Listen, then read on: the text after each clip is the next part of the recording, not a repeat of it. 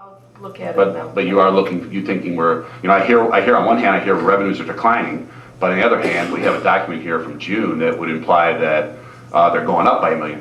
So I'm just trying to understand, Mayor, what we've got going here. If we really do have a decrease in revenues, or we're suddenly anticipating an extra $1 million to our general funds over this certificate that we passed in June. So maybe you can clear that up afterwards, or send something out to us and let us know. Yeah, I will. Because it is now you're showing $1 million more, and I guess we've been thinking that this is been going on for a few months, or anticipating this for a few months. Did you share this with the Moody's investors? No, nobody called me. Nobody called you? Yeah. Mayor, did this come out in that conference call that you had with Moody's on the 27th? Did you talk to them about the surplus that we are going to have? Because it seems like it's been in place for more than a couple months. Did we talk to them about that? Because obviously they don't. They should have known about this. Was that brought up in those meetings? How did they respond to that? Actually, Commissioner, I think that Moody's did a recalibration, what they call a recalibration, and I think that Moody's bases their analysis off the audit report.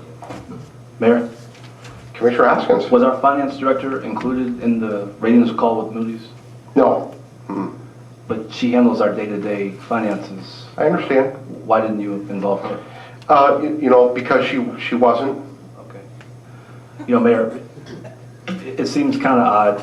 We can let this devolve. I can devolve this into Moody's. That's no problem. No problem at all, Commissioner. Well, no, someone else brought up. I was talking about our finance report. I know, but someone else brought up Moody's. Okay. And you referred to a couple of newspaper articles. We can jump around. I have no problem with that. We can jump around? Yeah. Okay.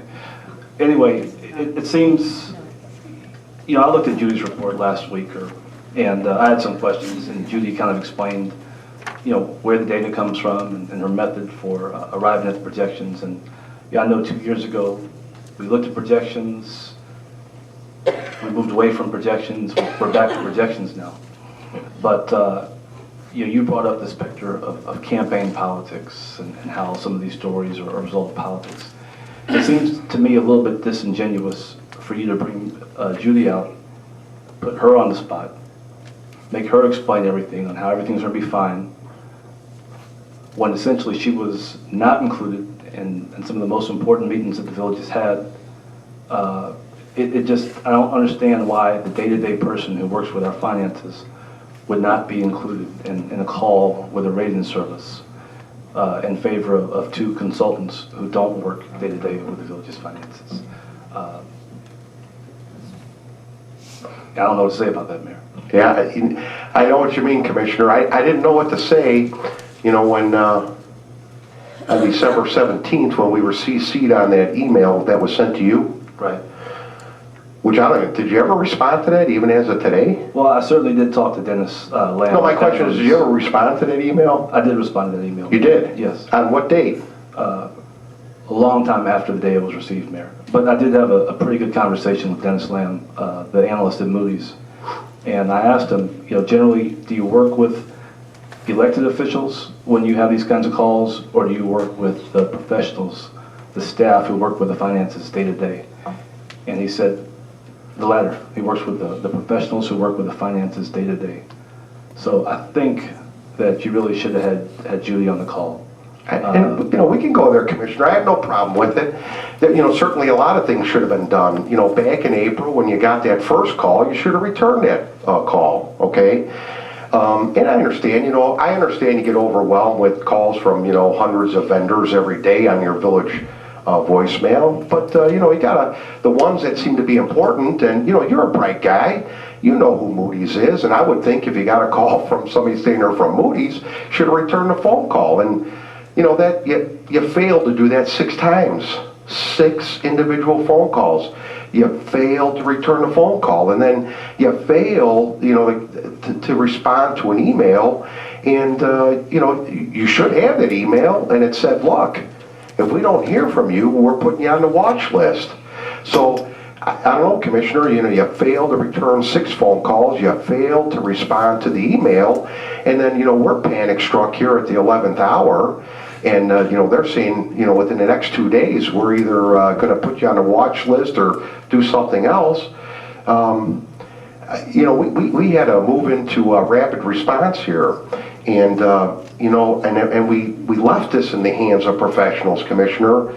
We left this in the hands of the company that does our audit. I think that they're professional. And I think that the people that work for them are professional. And since Moody's works off of the data in the audit, who better to speak to them than the people that produce the audit? The auditors were not included in the correspondence with Moody's, Mayor. It was two other consultants. It was Kane and McKenna, and it was Mesro Financial. There was a collaboration, I think, between all three of them, Commissioner. But Judy sits right across the hall from your office, Mayor. Why not pull the finance director? You've talked about campaign politics. Were you trying to prevent this from getting out? Okay. You've got the story. You've got the story on the Moody's. Okay. I mean, there's nothing more than what I just told you. Quite frankly, I myself was embarrassed that an elected official in the Village of Forest Park dodged 6 phone calls starting back from April, to an important rating bureau of the village. I guess maybe you just simply didn't care. That would be very inaccurate, Mayor. Six phone calls. 6 phone calls. And then the misreporting is a severe problem. And then missed the email. I mean, I can understand, missing 1 phone call.